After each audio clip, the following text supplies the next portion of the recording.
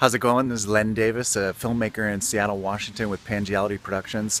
I've been working with a local organization called Plant Amnesty, and I'm here with the founder and director of Plant Amnesty and friend of mine, Cass Turnbull. Hi, Cass. Hi. How you doing? You should mention I'm also the founder of TreePAC, which is a political nonprofit. Sweet. So, before we get into TreePAC, tell me, what is Plant Amnesty? What is the work of Plant Amnesty, and why is it necessary? Well, it's actually an organization to promote better pruning. That's pruning, hard word to say, or as we say, to end the senseless torture and mutilation of trees and shrubs caused by malpruning. And what does that mean, senseless torture and mutilation of shrubs? Well, it's kind of a joke. It sort of says what we do. Most of the trees and shrubs that you see around town that have been pruned really haven't been pruned. They've been malpruned. It's a huge phenomenon that we don't know how to prune things, so we just go out and do what's natural, and that's basically topping trees, shearing shrubs and stuff like that, and it's bad and it's wrong and it shouldn't be done. And so my job is to teach people how to do it the right way. Cool. And in a city and in an urban environment, why is that particularly relevant? Because I've heard you say, we don't mind killing trees, we just don't want to mutilate them. What does that mean? Well, it's hard to explain. The best analogy I've come up with is if whatever you do was as screwy as what I do, you'd be having your own nonprofit, which is to say, if you were a car mechanic and everybody was putting vegetable oil instead of real oil into a car, and they were like slowly dying, and really fancy cars were getting killed because of it, and people just didn't know, well, you might go nuts and start your own nonprofit too. That's what's happening with our plants. Is we have these valuable things that we keep to have them beautiful, but people are doing stuff which is going to make them ugly and cause them to die and make a lot of work for themselves. It doesn't make any sense, and there's a lot of it. Nice.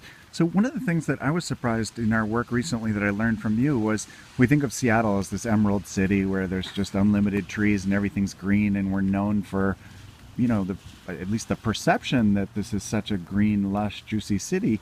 And it would have been my guess that we had more tree coverage than your average American city, but I was surprised when you told me, in fact, that's not the case, and that there's really a very real threat to our urban tree cover. Can you tell me a little bit about it? Well, we have about average tree cover compared to other dense cities and as the country as a whole, but we're losing it fast to development.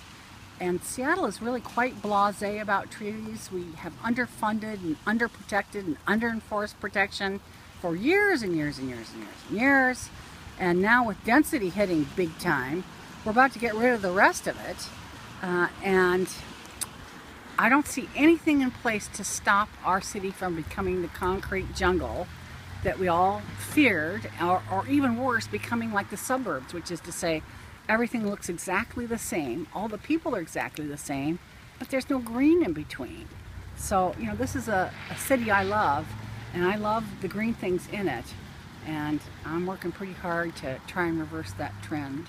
So if I understand correctly, one of the main threats is that we're moving from sort of the single-family home dominating the Seattle residential landscape, and all of a sudden one home gets demolished and replaced by 4 homes that are up against the property line where the trees used to sit between houses. Can you tell me a little bit about how that actually works and what the, sort of the conundrum or the discrepancy between managing growth and density, and both the issue as well as what you seem to spell out very clearly is the wrong approach that we're taking? Well, there's actually 2 things going on. One is the building boom, and the other one is the smart growth philosophy that is calling for densifying. The building boom is causing us to tear down little houses and build big houses. It has nothing to do with density. It just means there's less land, and with less land, there's less trees, there's less backyards, there's less private open space. But the other thing is density, which means we're just not spending any money to keep land in green space, and therefore it is also being covered with buildings, and we're doing a lot of infill and selling off our surplus land that could become green space, and not allocating money to replace the land that we're losing to buildings by buying more parkland. None of that's happening. So it's really a combination of factors that are all coming together. not just density by itself, but how we're doing it. We're doing it without accommodating infrastructure, including green infrastructure. And do you think it's sort of the average Seattleite's perspective or misunderstanding that city government and our local planners are actually doing a good job of protecting our green spaces? Oh yeah, no, everybody thinks that it's okay and we have enough green and it'll last forever. It's the same as it has always been with environmental issues. That's a killdeer.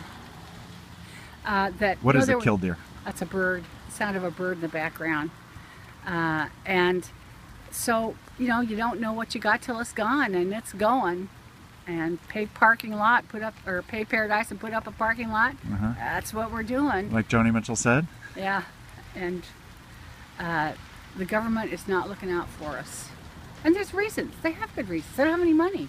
So in a nutshell, give me a sense of how, embracing density, but at the same time, protecting our green spaces. What would that actually look like, and what are your ideas about how policy would change to both allow for growth while at the same time preserving the greenery? Well, we need some creative solutions that would mean that we would have taller buildings, but in between them would be green spaces. Right now we're going to fill up all the land with short buildings, then we're going to go straight up, and then it's going to be concrete from wall to wall. Whereas what we could do is set aside the green spaces that we need in between those buildings, and not only go up, but you could go down. You could make smaller houses that leave more land by incentivizing that, as they say.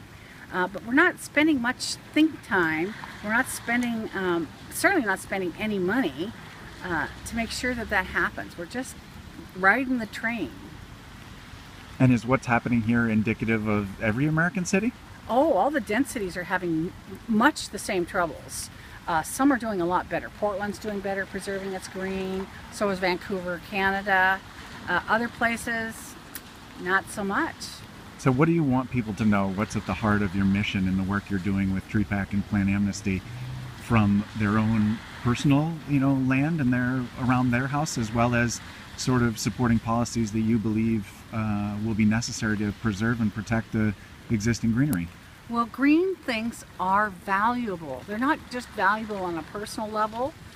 They're valuable on all kinds of levels. They are the solution for multiple sins that accompany rapid development. And so we have to fight for them. You have to make there's only two things that speak to the powers that be. One is voting. That means letters and emails.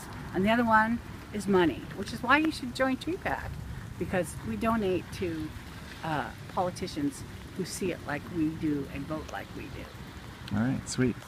It's Len Davis with Pangelity Productions. We're standing in the rain at Magnuson Park up here. Not Magnuson Park, but Sandpoint. No, it's Magnuson. It was Sandpoint. Nice.